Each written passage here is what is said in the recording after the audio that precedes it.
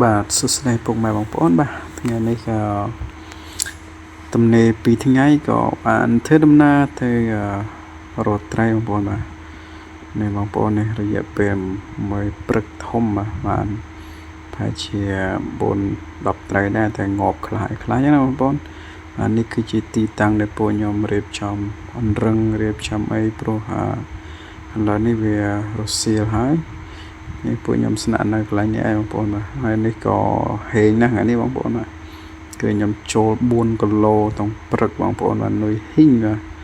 នុយហ៊ីងនេះប៉ុន្តែខ្ញុំអត់ដេបងប្អូនអើយនុយផ្លែទូចញឹបផ្លែទូចមែនតើមកផ្លែលេងទេរ៉ោះប៉ុន្តែខ្ញុំមិននឹកស្មានថា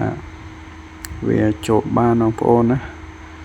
ចូលជាប់ល្អណាស់បងប្អូនអើយ4គីឡូត្រីនេះខ្ញុំលើកតឹងដៃបងបាទកត្រងនេះចង់មុតដៃបងប្អូនខ្សែត្រង់នឹងខ្ញុំចាប់ខ្សែទៅ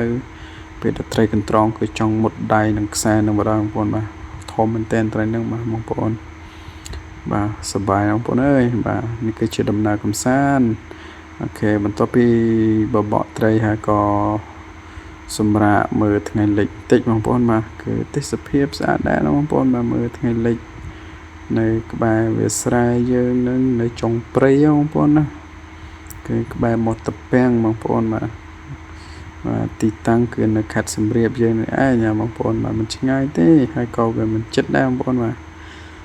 អ្នកដែលលេងបបកគឺកាត់ស្គាល់ហើយថានៅត្រង់ណាខេត្តសៀមរាបមានកន្លែងបបក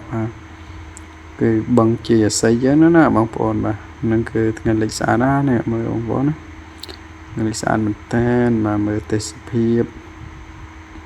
បាទមានអីស្អាតជាងស្រុកខ្មែរបងប្អូនបាទនេះក៏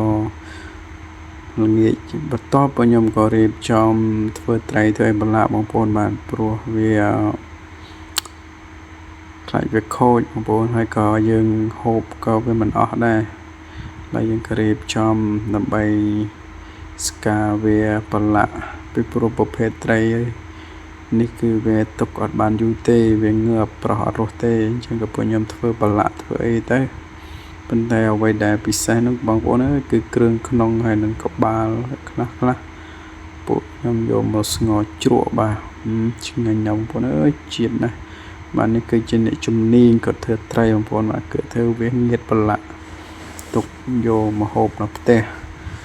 រដូវនេះគឺយើងពិបាករកត្រីហើយត្រីទិញគេក៏ថ្លៃដែរបងប្អូនបាទហើយយើងឆ្លៀតពេលនឹងក៏រកបានយកមកទុក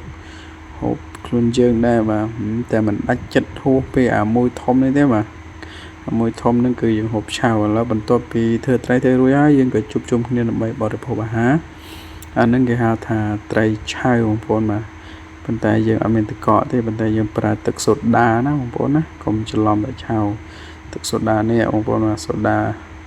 នឹងគឺខ្លាំងណាស់ហើយនេះស្ងោរជ្រក់មួយឆ្នាំពេញបងប្អូនយើងដួសមកប៉ុន្តែសិតទៅពោះត្រីរស់ត្រីឆ្ដោទេបាទនេះបន្លែពួកខ្ញុំមានស្ពៃខ្លះជីខ្លះហើយមានក្រូចឆ្មាអីចឹងណាបងប្អូនបាទតែពួកខ្ញុំអត់មានអីច្រើនទេបាទនេះបាយមានអីយើងហូបជុំគ្នាធម្មតាហូបហើយក៏សម្រាកទៅណាបងប្អូនបាទនេះគឺសម្លណាគឺពោះត្រីសុទ្ធបងប្អូនបាទគឺឆ្ងាញ់ណាស់អរគុណច្រើនបាទ